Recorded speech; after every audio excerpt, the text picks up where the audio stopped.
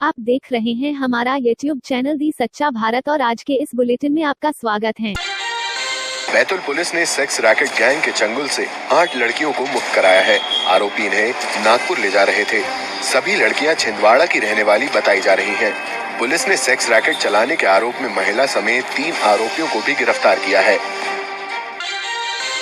भारतीय cricket team के पूर्व कप्तान मोहम्मद अजहरुद्दीन की कार हुई दुर्घटनाग्रस्त।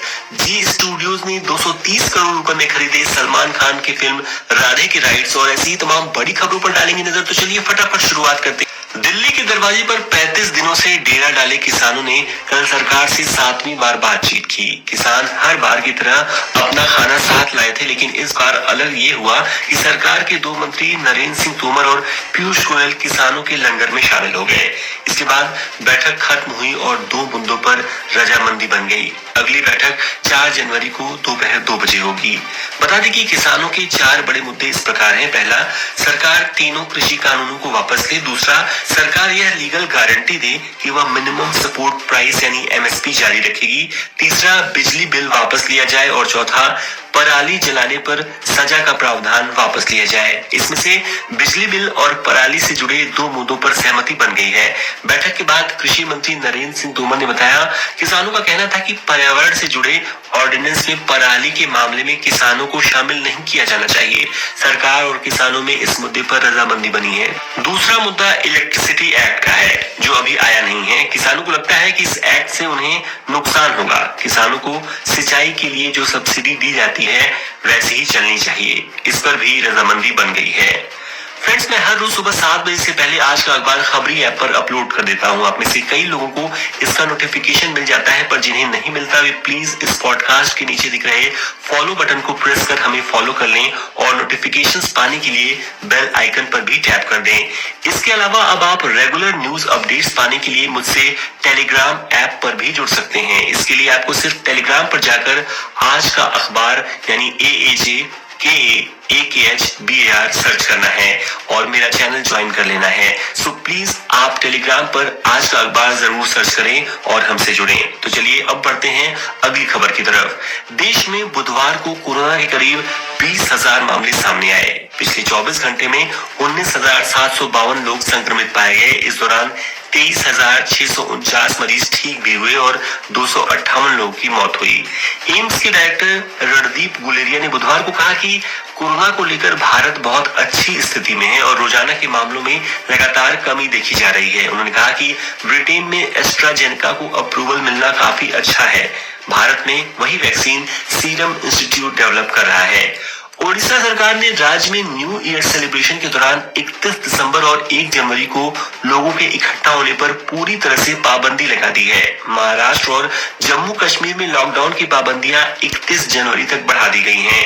देश में ब्रिटेन में मिले ज्यादा खतरनाक कोरोना स्ट्रेन से संक्रमित मरीजों की संख्या अब बढ़कर 20 हो गई है। वहीं दुनिया की बात करें तो दुनिया में कोरोना के मरीजों का आंकड़ा अब 8 करोड़ 26 लाख से अधिक हो गया है। 5 करोड़ 85 लाख से ज्यादा लोग ठीक भी हो चुके हैं। अब तक 18 लाख 3 हजार से अधिक लोग अपनी जान गंवा चुके हैं।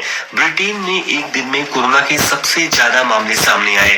मंगलवार को देश में कुल 53,135 नए केसेस सामने आए और 414 लोगों की मौत हुई।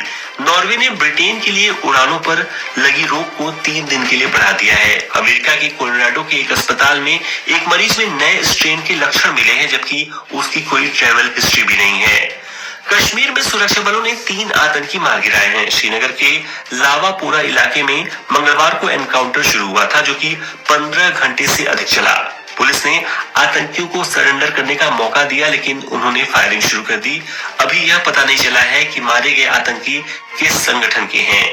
Indian space research organisation ISRO के प्रमुख डॉक्टर के सिवन का सेवा काल केंद्र सरकार ने 1 साल बढ़ा दिया है। दरअसल वह 14 जनवरी 2021 को सेवानिवृत्त होने वाले थे।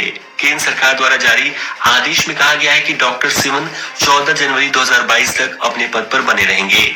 टीआरपी घोटाला मामले में broadcast audience research council BARC के पूर्व सीईओ पार्थ दास गुप्ता को बुधवार को न्यायिक हिरासत में भेज दिया गया। उनकी जमानत याचिका पर 1 जनवरी को सुनवाई होगी।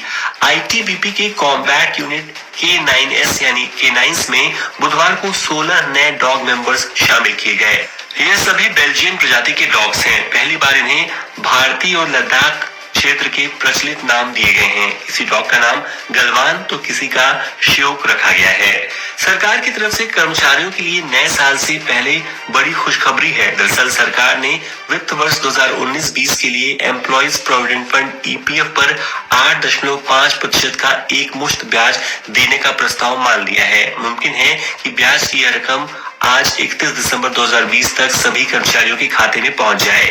पाकिस्तान में खैबर पख्तूनख्वा प्रांत के कोहाट के करक जिले में बुधवार को स्थानीय मौलवियों की अगुवाई में उन्मादी भीड़ ने एक हिंदू मंदिर को तोड़ दिया। इतना ही नहीं, कट्टरपंथियों की भीड़ ने मंदिर को आग के हवाले भी कर दिया। घटना के वीडियो सोशल मीडिया पर सामने आए हैं। ब्रिटेन और यूरोपियन यूनियन EU के बीच ब्रेक्जिट डील आखिरकार पूरी हो गई। 4 साल की रस्साकशी के बाद बुधवार को ब्रिटेन के PM बोरिस जॉनसन ने ब्रेक्जिट ट्रेड डील पर साइन कर दिए। इसके साथ ही ब्रिटेन और EU का ऐतिहासिक रिश्ता टूट गया। यह बिल 1 जनवरी 2021 से लागू हो जाएगा।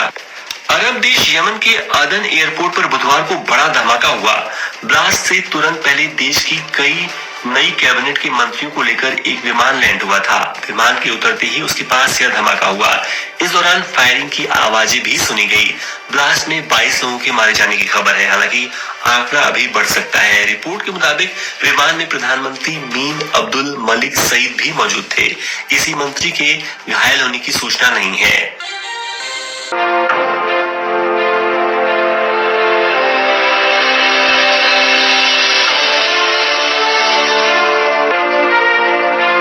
નમસ્કાર.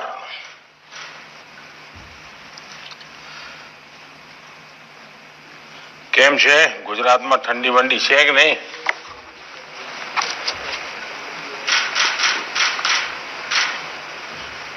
नया साल दस्तक दे रहा है। आज देश के मेडिकल इंफ्रास्ट्रक्चर को मजबूत करने वाली एक और कड़ी जुड़ रही है। राजकोट में all India institute of medical sciences का शिलान्यास गुजरात के साथ साथ पूरे देश में स्वास्थ्य और मेडिकल एजुकेशन के नेटवर्क को उसके कारण बल मिलेगा। भाई और बहनों, साल 2020 को एक नई नेशनल हेल्थ फैसिलिटी के साथ विदाई देना इस साल की चुनौतियों को भी दर्शाता है और नए साल की प्राथमिकताओं को भी स्पष्ट करता है। अकेली महिला को ट्रेन में सफर के दौरान घबराने की जरूरत नहीं है। ट्रेन में अकेली सफर कर रही महिलाओं और बच्चों से छेड़छाड़ करने वालों की अब खैर नहीं है। इन मंचलों की धरपकड़ के लिए भारतीय रेलवे ने मेरी सहेली अभियान की शुरुआत कर दी है। रेलवे का मेरी सहेली अभियान ट्रेन में अकेली महिला के सफर को सुरक्षित बनाता है। अकेली महिला की सुरक्षा के लिए चलती ट्रेन में रेलवे ने मेरी सहेली अभियान चला रखा है। इस अभियान के तहत महिलाओं को सुरक्षा मुहैया करवाई जा रही है। यह अभियान RPF के DG अरुण कुमार के निर्देशन में पूरे भारतीय रेलवे में चल रहा है। इस अभियान के तहत रेलवे सुरक्षा बल अकेली सफर कर रही महिला और बच्चों पर नजर बनाए रखती है, जिसके लिए रेलवे सुरक्षा बल की एक विशेष टीम का गठन किया गया है। RPF की स्पेशल टीम अकेली सफर कर रही महिलाओं और बच्चियों से लगातार संपर्क साधते रहती है। रेफर किया गया है और आपस में 2 गुटों में विवाद है बिजली की बात को लेकर और इसमें दोनों पक्षों के काफी सोचे हैं। दोनों पक्षों में कुछ रेफर भी किया गया है और कल भी उन्होंने झगड़ा किया था। आज भी सुबह जल्दी ही दोनों पक्ष लड़के और आपको काफी मार्केट लेंगे और दोनों पक्ष सभी हॉस्पिटल आए हैं। इनमें काफी विष्णु और 11 और राम सुनीता इनको रेफर कर दिया है। कोटा जिले के इटावा थाना क्षेत्र के मोरकोना गांव में एक 25 वर्षीय विवाहिता ने विषाक्त का सेवन कर लिया, जिसे परिजन इटावा अस्पताल लेकर पहुंचे, जहां पर चिकित्सकों ने उसे मृत घोषित कर दिया। जिसकी सूचना के बाद इटावा थाना पुलिस भी मौके पर पहुंची है और मृतका के शव को इटावा अस्पताल की मोर्चरी में रखवा कर पीर पक्ष के लोगों को बुलाया गया है। कांग्रेस दावे ही करती है, पहले विकास के करती थी और अब जीत के कर रही है, तो उनके दावे हवा हो जाएंगे। उनके दावों में कतई दम नहीं है, उनके दावों की हवा निकल गई और ये जनता ने, राजस्थान की जनता ने 2,41,00,000 मतदाताओं ने पंचायती राज में पूरे तरीके से कांग्रेस को नकार दिया और यही तीनों क्षेत्र भी भारतीय जनता पार्टी ने वहां पर अपनी अच्छी उपस्थिति दर्ज कराई है। हम लोगों ने उसकी प्रारंभिक तैयारियां शुरू कर दी हैं। संगठनात्मक तौर पर वहां के चुनाव के प्रबंधन का आंतरिक काम शुरू कर दिया है और जल्दी हम वहां के राजनीतिक तौर पर चुनाव के प्रभारियों की घोषणा करेंगे। और ऐसे ही नए अपडेट पाने के लिए द सच्चा भारत चैनल को सब्सक्राइब कीजिए। धन्यवाद।